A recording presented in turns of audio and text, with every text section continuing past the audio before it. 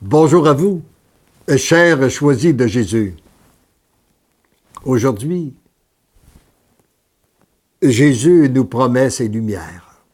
Et à chaque fois qu'on lui remet nos difficultés, nos préoccupations, il s'engage à nous éclairer, nous inspirer.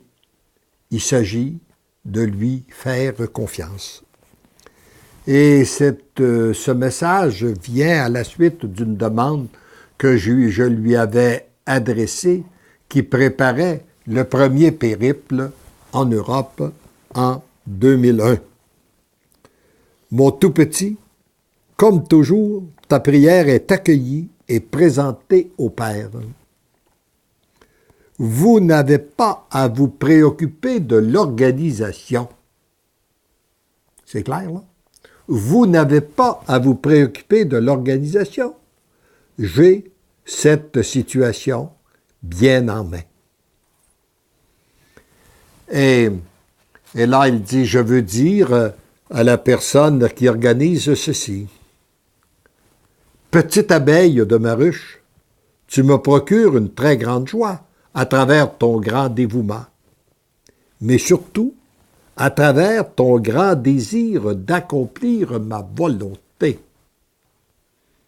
Et c'est sans doute ce qu'il veut dire à chacun de nous aujourd'hui. Oui, tu me procures une grande joie par ton dévouement, mais ce qui est important, ce qui est plus important que ton dévouement, c'est ton grand désir d'accomplir la volonté de Dieu notre Père. Viens te reposer sur mon cœur. À travers ce repos, je te donnerai les lumières qui guideront tes pensées, tes paroles et tes actions, afin que tout se déroule selon la volonté du Père.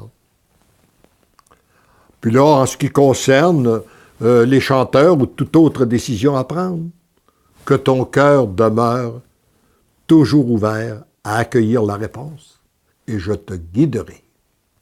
Voyez-vous, pour être guidé par le Seigneur, il faut lui demander, il faut être prêt à accueillir la réponse, même si elle était contraire à ce que nous désirons. Mon cœur est brûlant d'amour pour toi, et je brûle du désir d'une plus grande intimité avec toi. Et je crois que c'est toujours la même chose pour chacun de nous qu'il veut nous dire. Je brûle d'une plus grande intimité avec toi qui m'écoute en ce moment. Tu es précieuse pour moi, ton Dieu. J'ai besoin de toi. Mais j'ai surtout besoin de te savoir près, très près de mon cœur. J'ai beaucoup d'amour à déverser en toi.